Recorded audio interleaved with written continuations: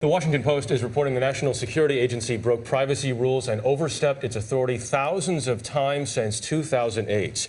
That's when Congress granted the NSA broad new powers. Most of the violations involved unauthorized surveillance of Americans or foreign intelligence targets inside the U.S. The Post says the information comes from an internal audit and other top-secret documents provided by NSA leaker Edward Snowden. CBS News national security analyst Juan Zarate is in Washington this morning with more on this. Juan, good morning to you. Good morning, Jeff. The Post says that these range from significant violations of law to typographical errors. How much is the latter and how much the former?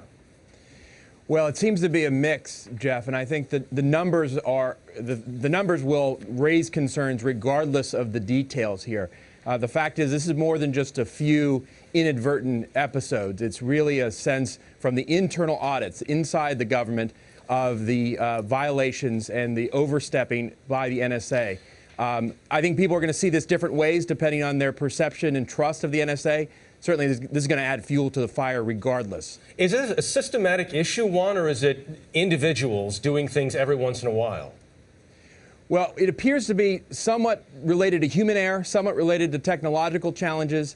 For example, some of the violations appear to be related to an inability to determine when certain types of cell phones move into the United States, and so an inability to determine when to stop collecting. And so this is a challenge for the NSA because there are technological issues at play and a Byzantine legal structure to adhere to. And so that explains the number of violations, I think.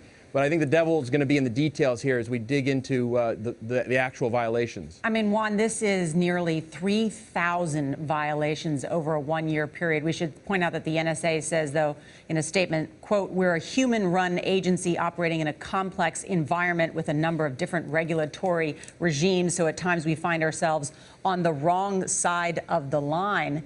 But we have been assured up and down, both on background with officials and on television, that the proper oversight is in place. And yet this audit wasn't even shared with top members of Congress.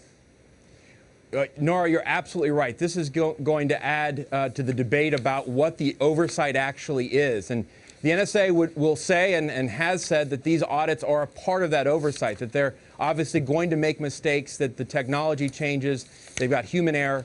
But you're absolutely right. This is going to raise serious concerns about not just what's in this report, but perhaps what's not being reported. And this is going to add fuel to the fire for the administration in terms of putting in place new oversight mechanisms. All right, Juan Zarate, thank you.